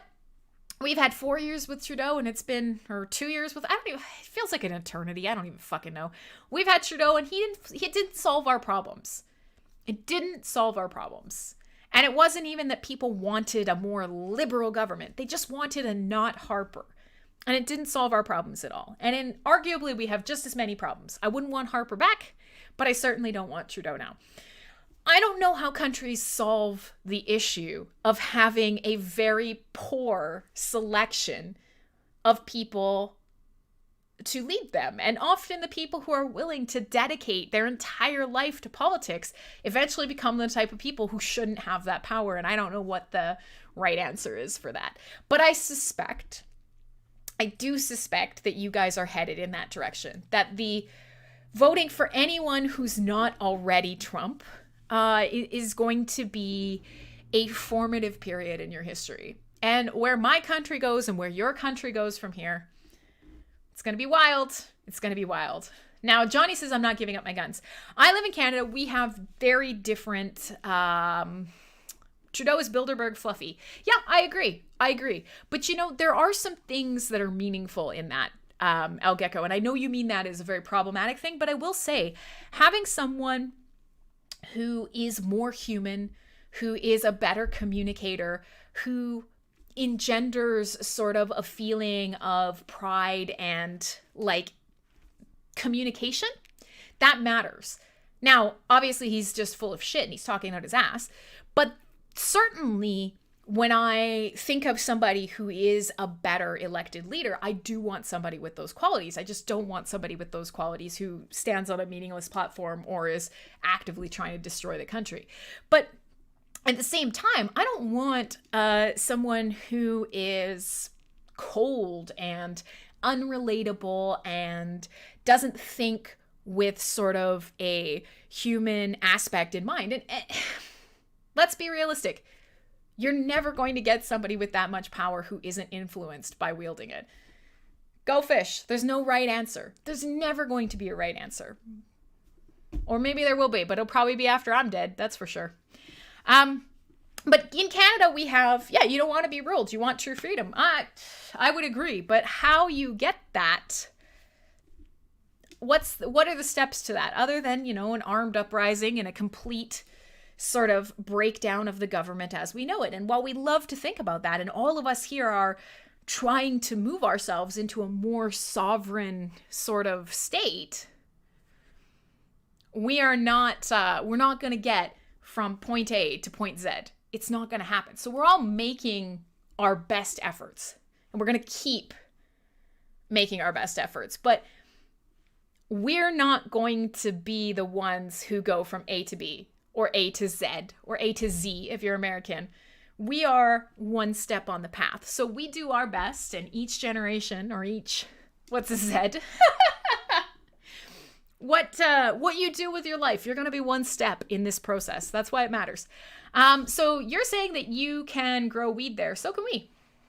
We could grow weed. I have to admit, the hard drug stuff will be interesting. I'll be watching it and thinking that it matters.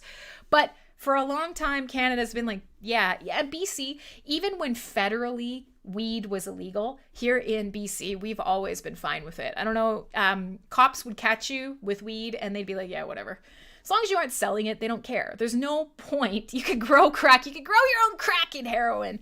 I heard you could grow your own black tar in Oregon. But here in BC, it's not even something that cops will stop you for. You can walk down even when it was illegal, you could walk down the street with a blunt hanging out of your mouth and a cop would be like, do you have to do that here? And you'd be like, and then that would be it. That would generally be it, because the reality is that's not a dangerous drug. It's not something you should be filling up your for-profit prisons for. There's a lot that you guys, I'm hoping you'll catch up on soon. Canada's not better than the US. Canada is different than the US. Canada has different needs than the US.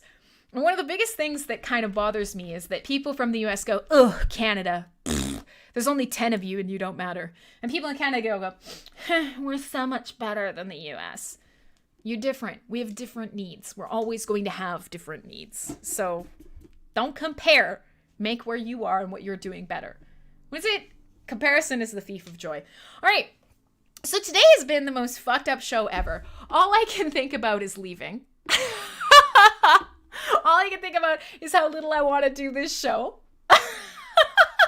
Canada is cool, by the way. Yeah. I mean, I'm not going to lie. I will tell you very truthfully that the more I travel the world, the more I realize that I live, to me, in the best place on earth. It's got problems. I'm hoping I can help fix them. I'm hoping I can live my best life and support my community, my family, the people I love in this place. But at the end of the day, oh my God, I love living here. I love being Canadian. I'm proud to be Canadian. I'm proud of my country. I love where I am. Is it perfect? Fuck no. And I hope everybody in the world feels that about where they are. I know it's not the truth. So for the last little bit of the show, while I'm daydreaming of running off into the woods, what do you guys want to do? I can yell. We can pretend that this farce is meaningful and that you've been enjoying the show. We can check out some VR stuff for as long as my headset lasts. You need more Hooter Cam. Yeah, well, that's just it. I didn't change out of my jogging outfit today. So Hooter Cam is like me in a merino wool long sleeve shirt. So I also realized that I have to darn it. Look, I caught it on a branch last time I was hiking. I gotta sew this fucker up.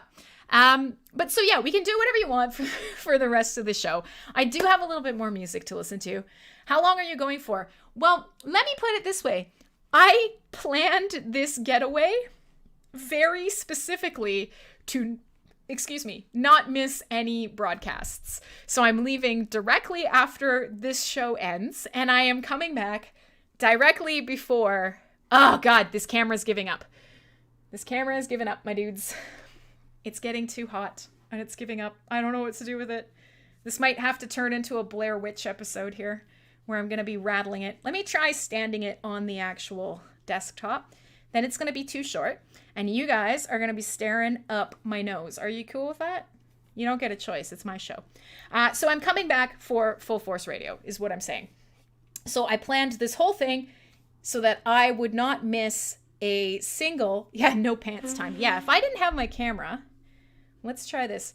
So what do you think? The under the nose view. Let's see, can we save this? Is it savable? Hang on. The under the nose, up the chin. Totally zitty face view. I like it. But yeah, so my whole plan was so that Ron can't scream at me and be upset that I'm fucking over the station, and that I will be back for Full Force Radio. So let's, come on, just stay, you son of a bitch. Let's just tighten that up. The double chin is in full effect. This could be worse if the camera would stay. You see boogers, do you? I should do the thing where they're just like, la, la, la, la. Hang on. I think we're there. I think. Maybe. Stay.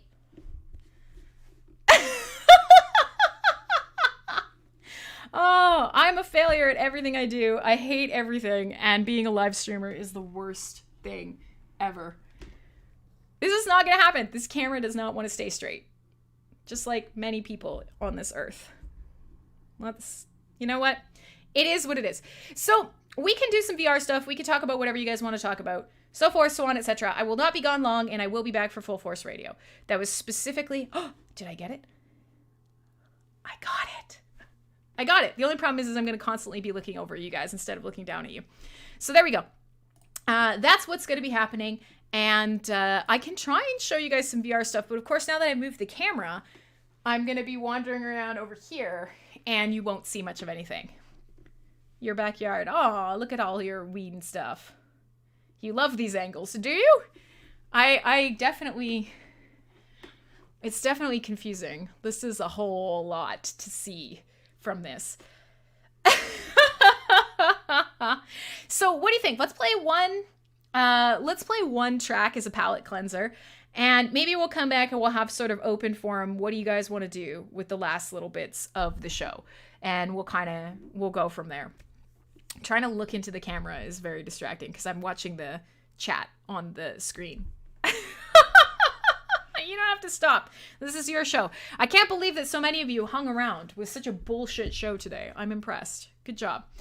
So let me find a little bit more music. I said that I would play some more music. Last week, we had some fun. If you were here, last week I played an album by a group called Elay Arson.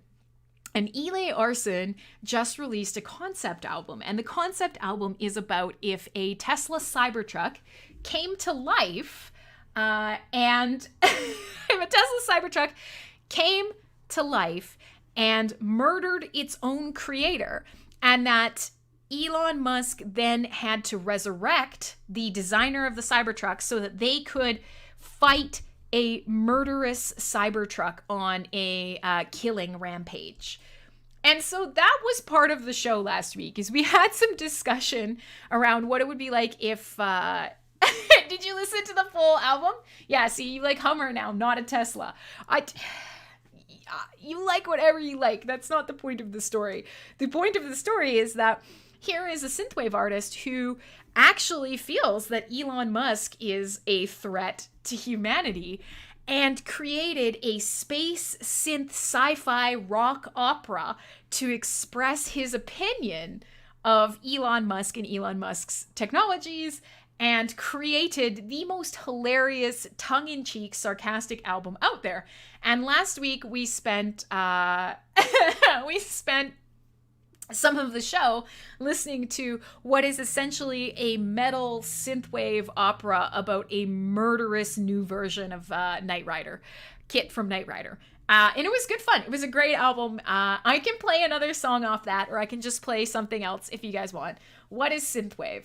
Synthwave is a type of music that is essentially synth-driven, obviously. And it is, the wave part of it comes from the idea of retro wave. It's very 80s inspired, very 80s influenced. And the the sort of whole genre is a future retro take on technology and a take on what we miss the most about the 80s and what we are most hopeful or fearful of the future. It's essentially kind of a cheesy video game kind of vibe. And it's one of my favorite things. It pairs really well with metal. And it's part of the reason that I do Cyberbuzz. Cyberbuzz gave me a chance to talk about tech aspects that I don't get a chance to talk about during for Full Force Radio, but also to play some music that doesn't always fit with the that doesn't always fit with the whole vibe that comes along with the stuff that we talk about on Full Force Radio. Because my God, Full Force Radio is the least serious thing on the planet. Arguably, Cyberbuzz isn't much more serious, but Synthwave kind of fits in with it. So, you guys are talking about the Hummer. Everybody's talking about weed. Nobody's really suggested with what we should do with the less of the game. Less of the game. I meant show.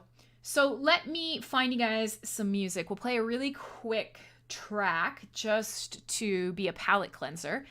And then we will go from there. Let's just see. Last week, we also played a bunch of Horror Wave because the idea was we were going to celebrate Halloween. So I'm going to play a track called Dance Killer by a group called Fury Weekend. It's very short. We'll come back and we don't have that much time left in the show. You guys can tell me what you want to do for the rest of the episode. One thing I will say is part of my recognition that I'm turning into a very unlikable human in being tired and not accomplishing a whole lot and being stuck with hive stuff and sort of being run a little bit ragged is, okay, I need a vacation.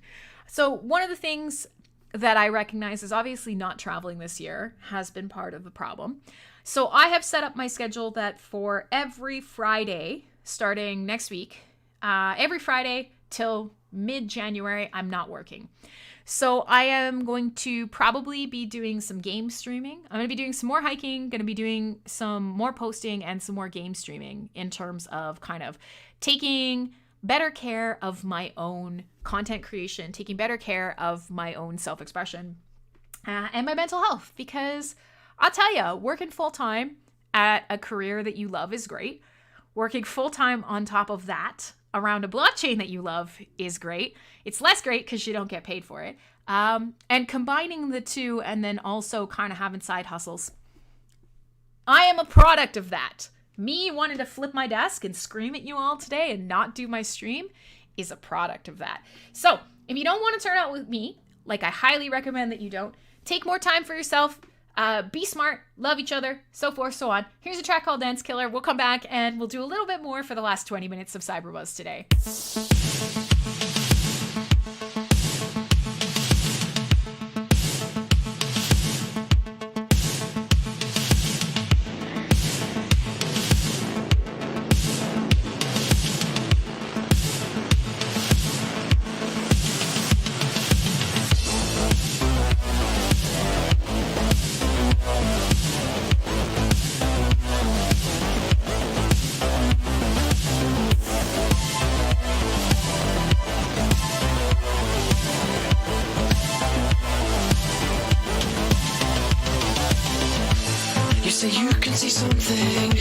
You can see something in my eyes. I know I own nothing.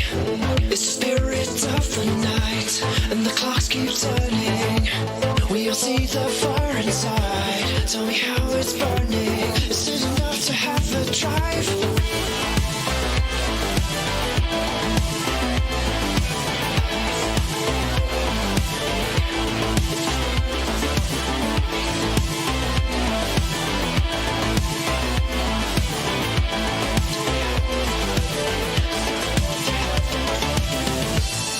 Dancing in fire, we are breaking all the lights, just a drowning desire. In this music side by side, this our beat cause I'm running. The rhythm takes us to its arms. See how the sparks are turning. The light awaken from the dark.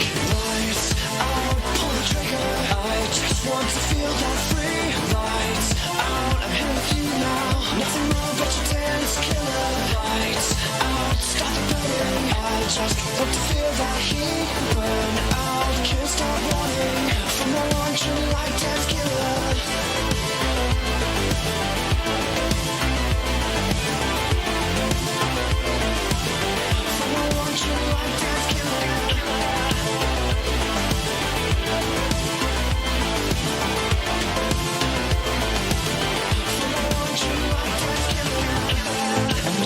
see fire. We are breaking all the lights, just a drowning desire. In this music side by side, this heartbeat can't stop running. The rhythm takes us to its arms. See how the sparks are turning. The light awaken from the dark.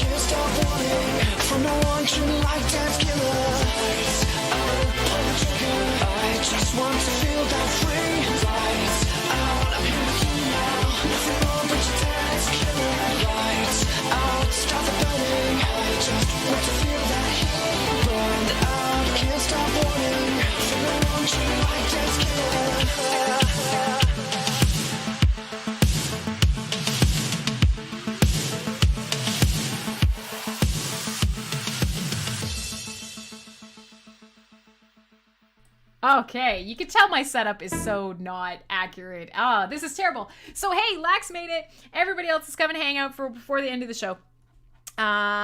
You were playing Beat Saber all morning. There you go. So speaking of VR stuff, you guys were playing Beat Saber. I could do that, but that would be supremely embarrassing to show you guys me playing Beat Saber. That would be pretty horrible. So here's the reality of where we're at this exact moment. Is my camera is pointed directly at my nose. It's wibbly wobbly. We've been having a very bad day today. My headphones, just as a reminder, are held together by a fucking elastic. I'm crabby and I want to go spend time in the woods. So it's been an A+ show. We have been we've been hanging out, doing the thing. I'm not 100% sure if I can do the Oculus mirror without having the Oculus hooked up to my PC. So let me just see if it works. If it does, then we can... Do I fish? Not much anymore, to be quite honest, Solo. I don't fish because I don't eat fish. And if I don't eat fish, then catching fish would just be for sport and for trophy, and I don't believe that animals were put on this earth for me to kill them just to look cool. If I was a subsistence hunter or I was eating fish, that'd be a totally different story, but I'm not. I don't need them to live, therefore I don't need to literally stab them through the face and rip them out of their habitats. Now, I actually enjoy fishing a lot. There's just not a lot of purpose for me in doing it, since I'm not going to eat them. So when I'm like camping with friends or when I go with my dad up to wilderness lodges or things like that, then yes, I do, but it's just so somebody else can eat the fish. I think it is a wonderful catch and release as a sport. I know I don't like it. It's not for me.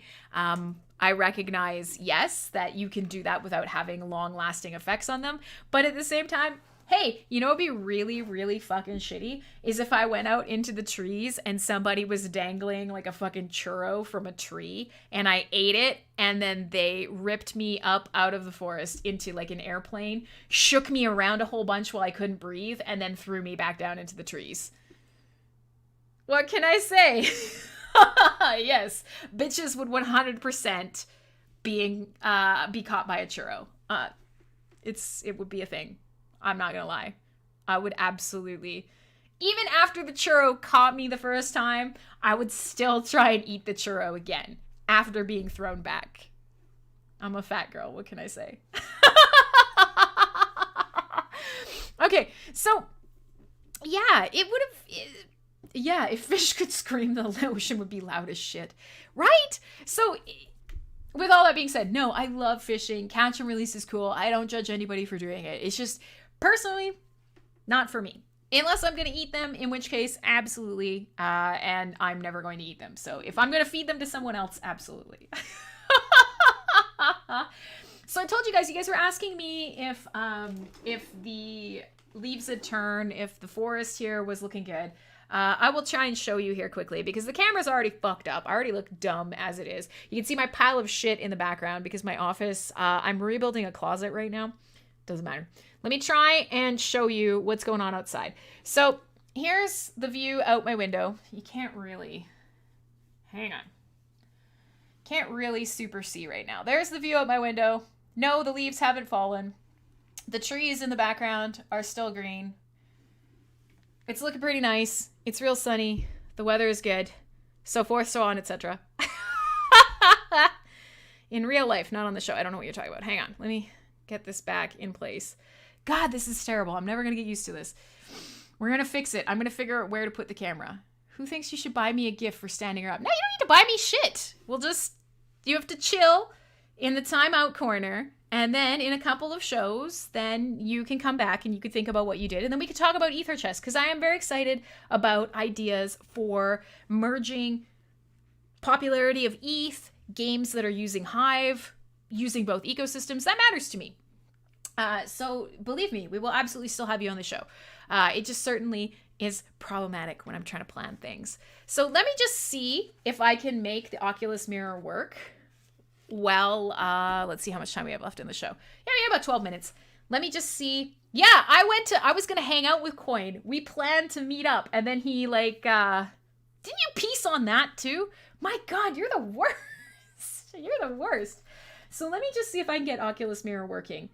If I can, then we'll just see. Okay, let's just take a boo. Can I make Oculus Mirror work without this thing plugged in? If I can, then we would consider. I think it only works if it's in Rift mode and not in Quest mode.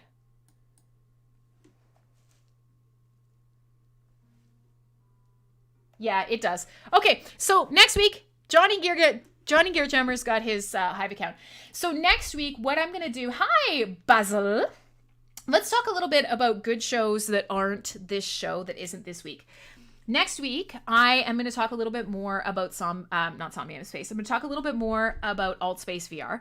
I'm going to talk a little bit about avatars, using it with and without a headset. I'm going to talk a little bit about some of the stuff that Roland is doing for Hive Fest. And I'm going to talk about potentially what you guys would want to see, because I want to get us brainstorming some of the stuff. We're going to be doing an NFT showroom showcase, but we don't know what that looks like yet. So I'm going to be working with Roland, and the team's going to be working with Roland on what that'll look like, but also some ideas from you guys about what you'd want to see to help celebrate some of the amazing artists and the NFTs that are going on around our platform. So next week will be a good show.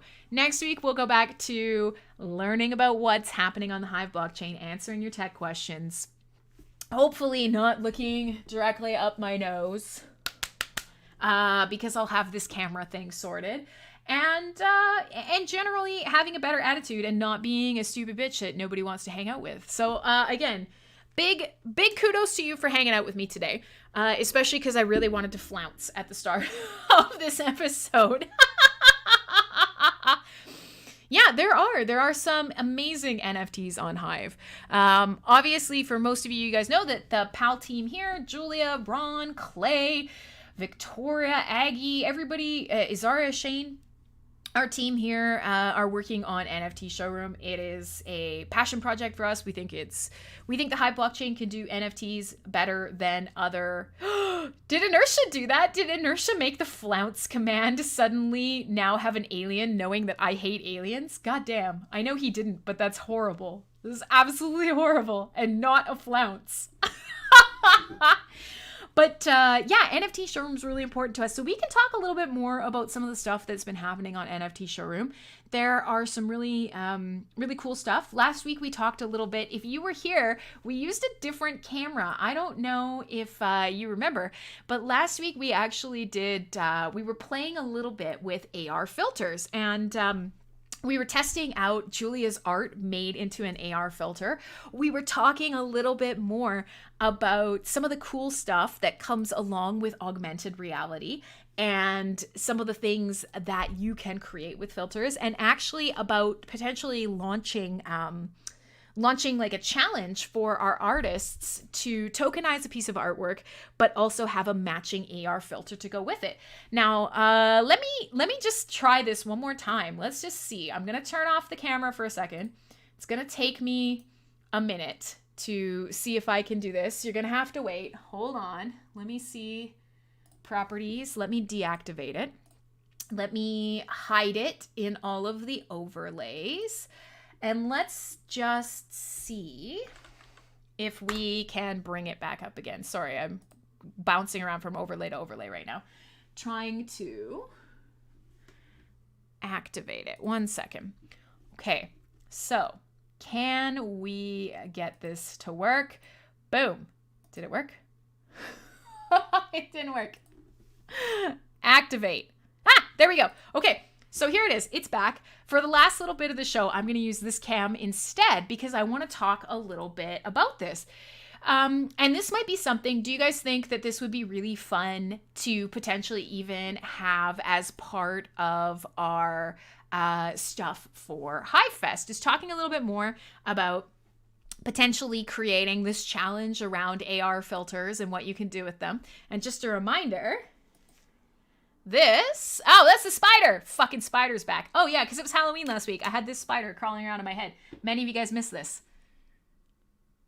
Blech. But what I meant was maybe we could be using more interesting, cool filters like this to do with this challenge, talking a little bit more about what's possible. Many of you guys missed last week because it was a week. Oh, Bolos, you're cute. So many of you guys were here last week, but a lot of you weren't. A lot of you were not around for this. This is one of Julia's pieces of artwork. She has turned it into a face filter using some of the technology available. We want to create an NFT showroom challenge to go along with this. And so I'm thinking maybe this is something that we can also kind of tie into the upcoming Hive Fest and whatnot. So now that I got more of you watching, more of you hanging out, checking it out, now you can see this. It's very cool. I want to pimp Julia's work. If you have access to Snap Camera or Snapchat in general, you can actually put this filter on. You can be Julia's cyber geisha.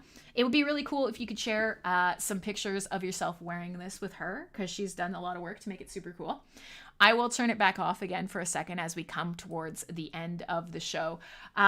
We spent a lot of time talking a little bit more about some of the possibilities and why this technology is really cool, but also really scary. So that was a really interesting show that we had last week. Many of you guys missed it. So we might come back around and talk a little bit more about the potential of this. She's more AR.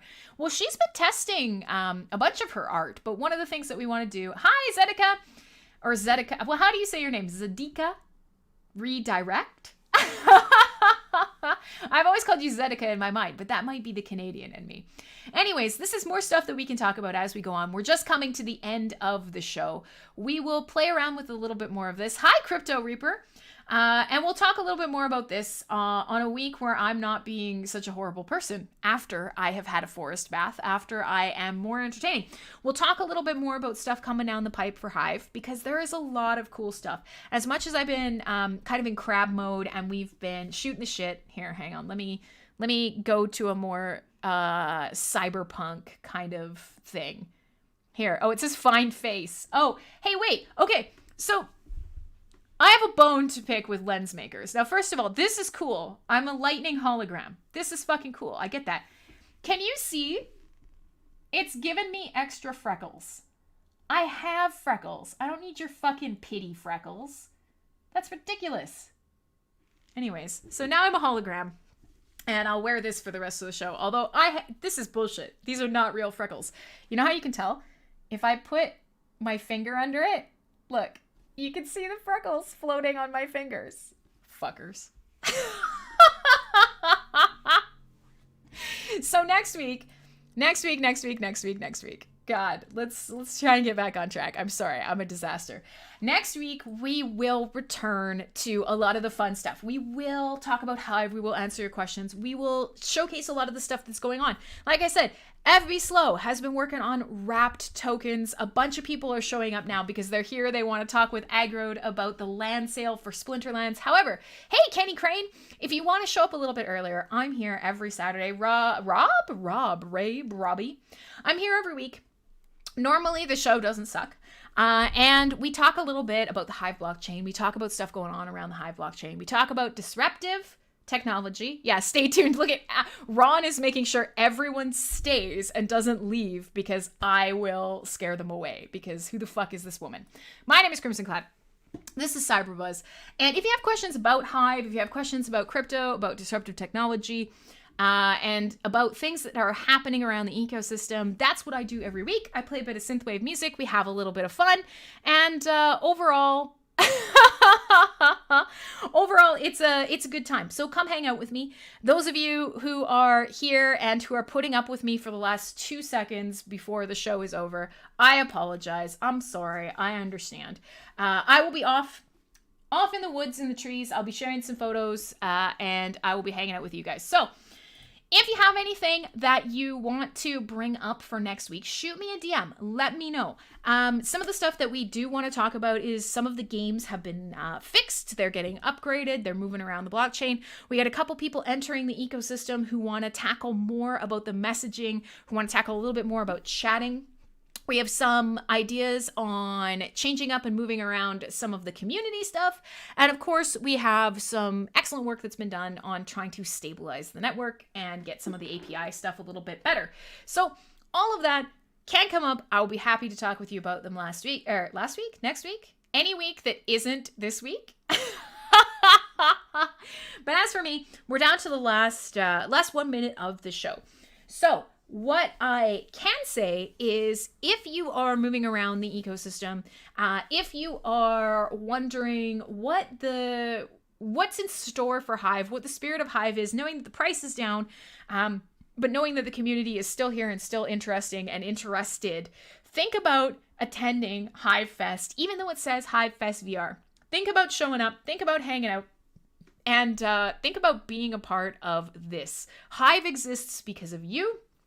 And I really think that this Hive Fest is going to get people a little more excited again. Ag is on next. I'm done. I am so sorry today sucked, but I'm not. I'm off to the woods.